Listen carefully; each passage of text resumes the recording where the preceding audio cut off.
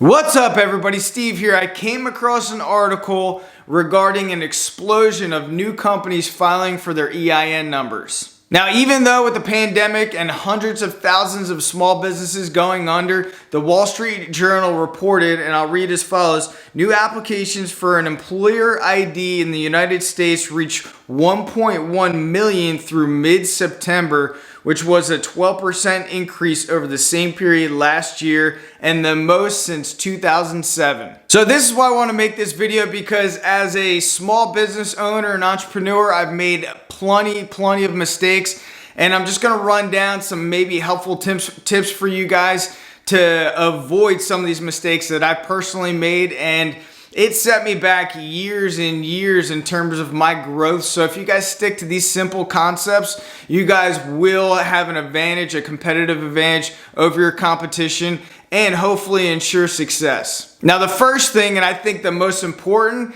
is personally, I think you need to be financially lean. Okay, so what does that mean?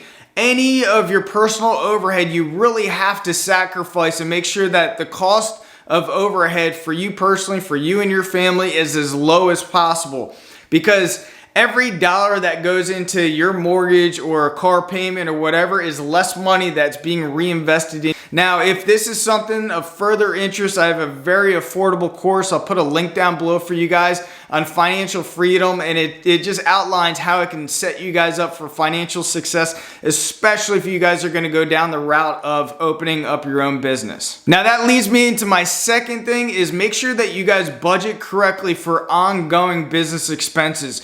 Draft out what it's going to cost you guys on a monthly basis to run that business. If you guys go through this blindly, you guys will have blind results. So it's very important that you guys really draft out a profit and loss statement in terms of what you guys project that the income's going to come in monthly, and all your expenditures of what it costs to run that business on a monthly basis. The third thing is invest in yourself and your business in terms of mentorship, online courses, books, seminars, anything that's going to educate you in the field that you guys are going after. I highly encourage you guys to follow other people who have made the mistakes first, and follow those people because they eventually found success, assuming you follow the right people, and follow exactly step by step what they've done to be successful in whatever niche that you guys are going after. Look, in 2018, we sold majority of our real estate corporation, which freed up a lot of time for myself.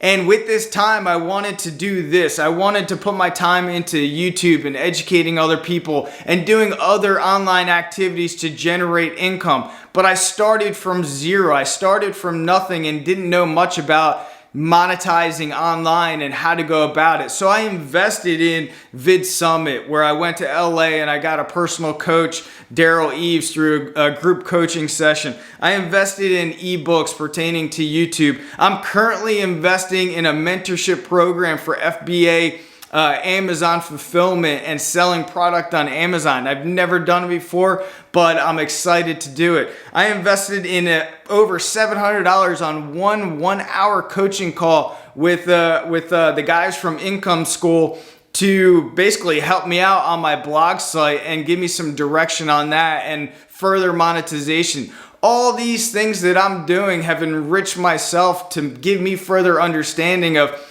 what I need to do correctly and avoid those mistakes.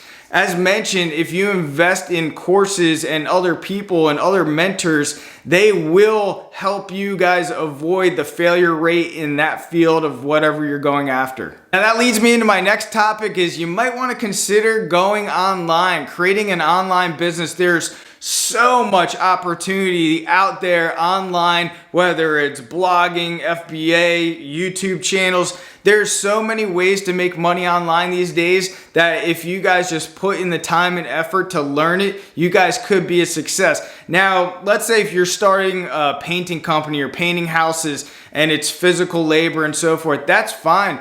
But also consider starting an online side hustle that you can work on at night that doesn't require a lot of physical effort and not even a whole lot of money to start with. Now, my next tip is consider partnering up with somebody else, and somebody that has different strengths than you have, where you guys can mesh together and really work really well together off of each other's strengths and weaknesses. This person might even have the capital to invest to help grow the business as well. So consider teaming up. It's easier to go into business when you have an accountability partner. Even early on, my sister and I, back in 2006, started our real estate firm. And it was always good being able to sit down with her and brainstorm new ideas and really have that accountability. So I highly encourage you guys, find somebody that's trustworthy, that has strong work ethic, comparable to yours, and partner up. My next tip is find a business that you guys are passionate about. If you're selling something or you're selling a service and you guys are just not passionate about it and you don't love it and you're just looking at it for dollar signs, I highly suggest you guys skip that business. Find something that you guys are gonna thoroughly enjoy doing on a day-to-day basis. I highly recommend you follow your passions, whatever that passion is. I'm sure you guys can turn it into a business and monetize it. So find something that you guys enjoy doing, because you're gonna be doing a lot of it if you guys are successful. And last thing you don't want is getting burnt out. My next tip is set up everything from the beginning correctly. You might have to retain an attorney for $400 or $500 to set up your corporation. You're going to want to set up the correct corporation as well in terms of taxation. So be sure you have an accountant that's lined up with you guys as well, whether you're creating an S Corp or whatever the case is. So make sure that's all set up correctly. You're going to want to set up your EIN number. And I'm not an attorney and I'm not an accountant. So be sure you guys seek out the appropriate parties to set up the foundation correctly from the beginning. The next thing is taxes. A lot of people that get into business for themselves that come from a W-2 format in terms of being employed by somebody else, they don't think about they have to pay taxes, and I see it all the time. And yes, you will have a huge monstrous tax bill if you guys are profitable and you guys do not set up things correctly. So you guys are going to want to get with your CPA, set up things correctly, whether you guys set yourselves up on payroll or some sort of coupon book system where you're paying out the government quarterly or whatever the case is. So make sure that you guys are smart, because you guys will have to pay taxes. And you guys will get penalized if you guys do not pay taxes throughout the year and you just wait to the end. So be sure you guys set that up correctly from the beginning. My next tip is second guess brick and mortar. Look, if you don't need it, I wouldn't go down that rabbit hole. There is a huge expense associated with having your own facility, your own office. It's not just the rent payment. You have a lot of other factors to consider as well, in terms of, the electricity and internet and everything else. If you guys do need a separate space outside of your home or outside of your garage, then consider doing some sort of shared space. I'll put a link for you guys as well in terms of starting a real estate brokerage. And in there, I talk about some tips in terms of finding shared space that can really benefit you guys, even with walk-in traffic at a very low expense. The next thing is build it as if you're going to sell it. Now, what do I mean by that is you got to make sure that your books are on point. You need to know how much gross revenue is coming in, how much expenses you have, and how much net revenue you guys have at the end of every month. And if you